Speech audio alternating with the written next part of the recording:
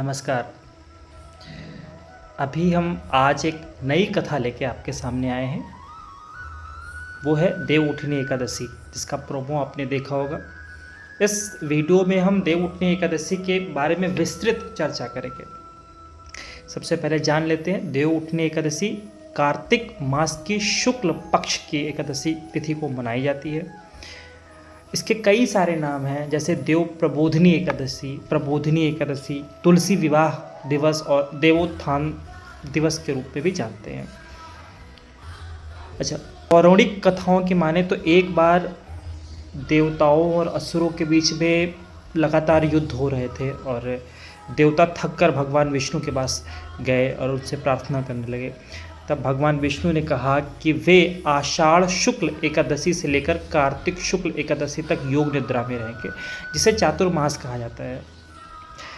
अच्छा, इस अवधि में जितने भी शुभ काम होते हैं, जैसे विवाह, गृह प्रवेश, यज्ञ आदि नहीं किए जाते हैं, क्योंकि माना जाता है कि देवता जो देव है भगवान विष्णु जी हैं, वो निद्रा में हैं। अच्छा, कार्तिक शुक्ल की एकादशी को भगवान जगते हैं, और जिस दिन जगते हैं यानी कि वे सोए थे आषाढ़ शुक्ल एकादशी और उठते हैं कार्तिक शुक्ल एकादशी 4 महीने के बाद, और इस दिन को देवउठनी एकादशी के रूप में जाना जाता है। और इस दिन से पुनः सारे शुभ कार्य, सारे मांगलिक कार्य जो है शुरू किए जाते हैं। एक कथा वर्णित है पुराणों में कि एक बार लक्ष्मी जी ने भगवान विष्णु जी से पूछा, क्या आप कभी विश्राम नहीं करते, क्या आपके शरीर में कभी थकान नहीं होती है? भगवान बोले, हे देवी, आज से मैं 4 महीने की योग निद्रा में रहूँगा, और इस दौरान जितने भी देवता हैं सभी विश्राम करेंगे। भगवान आषाढ़ शुक्ल के एकादशी, जिसे हरिशयनी एकादशी के रूप में जाना जाता है, और उस दिन वे क्षीर सागर में शयन करने के लिए चले गए, और फिर 4 महीने के बाद वे उठे। जब भगवान जागे तो सारे जग में, समस्त लोक में आनंद छा गया। सभी ने उनका जम के स्वागत किया, दीप जलाए, पूजा की और धर्म कर्म के काम शुरू कर दिए। अच्छा, एक और कथा है। कहते हैं भगवान विष्णु जी का तुलसी माता जी से विवाह हुआ था। एक असुर था शंखचूड़ करके, तो उसका विवाह तुलसी जी से हुआ था, जो विष्णु की भक्त थी।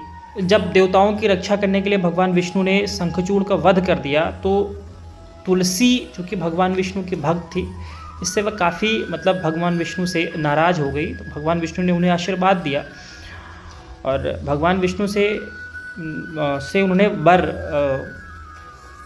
ब्याह करने की इच्छा जताई। तो भगवान विष्णु ने शालिग्राम का रूप धर के और तुलसी जी से विवाह किया, और इसी दिन वो विवाह किया था, इसलिए इस दिन को तुलसी विवाह देवउठनी एकादशी भी जाना जाता है।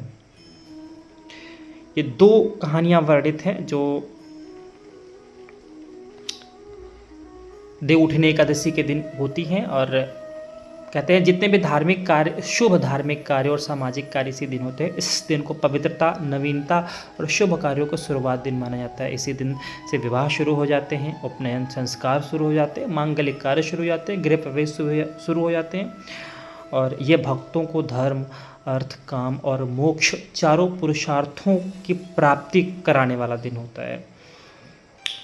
और इस दिन लोग व्रत भी रहते हैं। एकादशी की कथा होती है और एकादशी का व्रत रहता है, और कहते हैं व्रत से लाभ होता है। इस दिन पापों से मुक्ति मिलती है, मोक्ष मिलता है, घर में सुख समृद्धि आती है।